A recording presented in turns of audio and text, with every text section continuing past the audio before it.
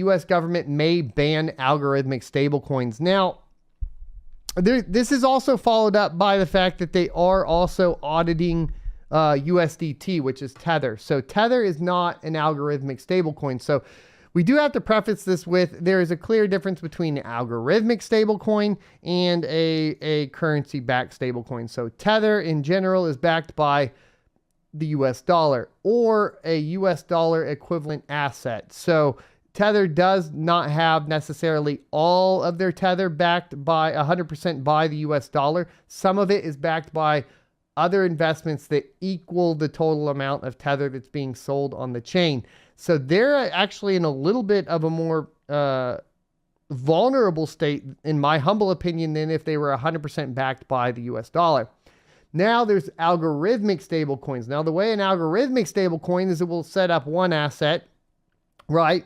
And that asset will be valued in US dollar, but it won't actually be the US dollar. And typically it's another coin, right? So you take Ethereum, or, well, here's a great example. We'll take Terra Luna, right? So you have Luna, which is the stable coin. You have Terra, which is backing the stable coin.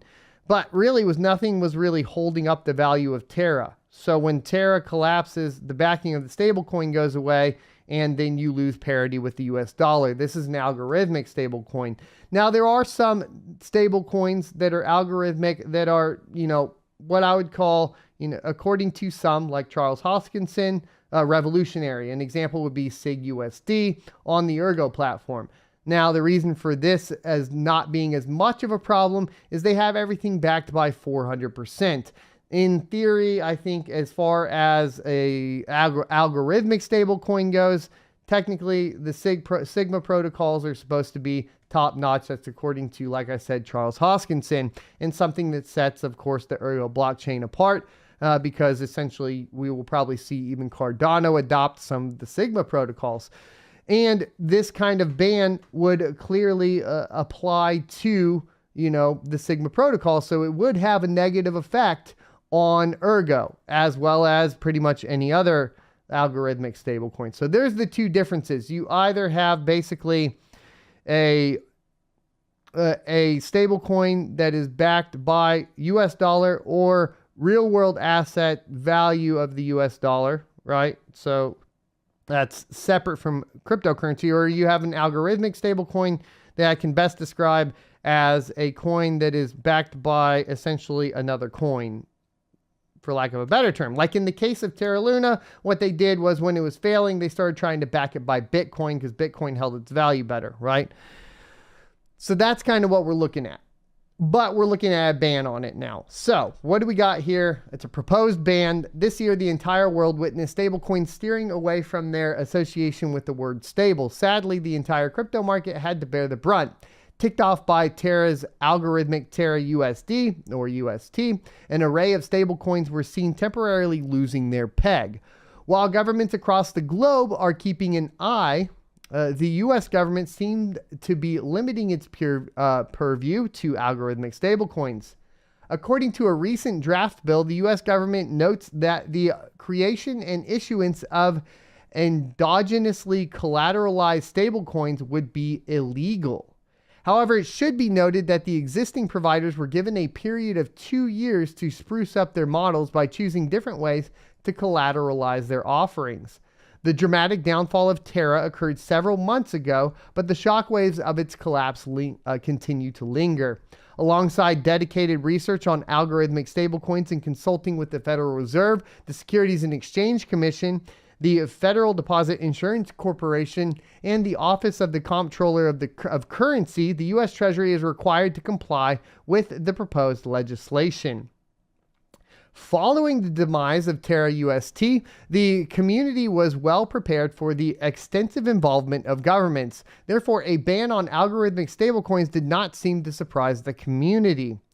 However, it should be noted that the above terms of the bill could change before the final version of it is rolled out. As per Bloomberg, the panel overseeing the same could vote as early as next week.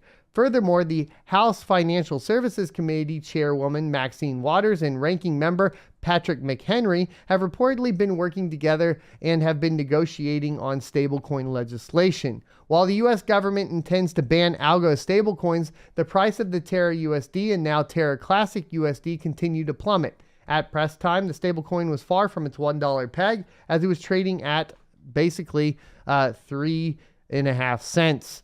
So here's the deal. We really got to get into this and understand what the ramifications of it are. Because on the face value of this, what are they selling us? Well, they're selling us protection, right? They're going to sell the consumer protection from bad projects. The thing is like, at the end of the day, what it really does is put more control into the hands of the government. And the problem is if you adhere to the principles of cryptocurrency, you would say that this is not good, right? This is basically, at the end of the day, cryptocurrency is supposed to essentially be, without the interference of a third party, meaning, of course, both banks and governments. And yes, that does mean you have potential for people being basically hurt in the process. It comes down to personal responsibility. It is a very libertarian idea. So if you are wondering where the roots of Bitcoin are held, it is within libertarian ideals. That is kind of the matter of fact. Now, can it evolve past that? Sure, but what do we evolve into? And this is where it gets sketchy, right? Do you really want it to be where the government controls all of the cryptocurrency, or eventually, basically deploys their own cryptocurrency in the form of the CBDC under the guise of keeping, the public safe, from faulty or poor investments, and then they control what you can and can't buy, because that is what they are doing. Right? At the end of the day, they're controlling the fact that you can't buy an algorithmic stablecoin if you want to. So we could look at it from the perspective of, okay, they're protecting us, blah, blah, blah. Or we could look at it for what it is, which is they're controlling and telling you what you can and can't buy.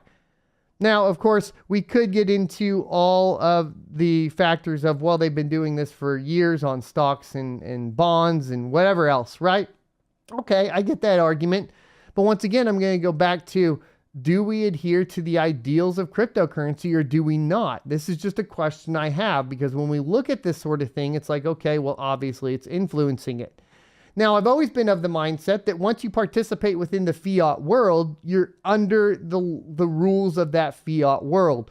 So, for example, a centralized exchange, if you're going to participate, with the fiat world and have a medium of exchange between the two, then you would expect that you would adhere to the regulations of the US dollar at that point. So there could be the argument from my own arguments that I have for centralized exchanges, etc., that stablecoins fall under that jurisdiction of basically US dollar. And I think there is an argument for that. I'd like to hear your thoughts and opinions in the comment section below, as well as the chat.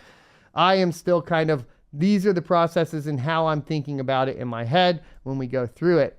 Thanks for checking out this clip from the Crypto Mining Show. You can check out the full episode here or more crypto content down here. Also, I'd like you to check out my locals page at sonofatech.locals.com, where you can become a member for free or choose to be a $5 a month supporter that unlocks additional content.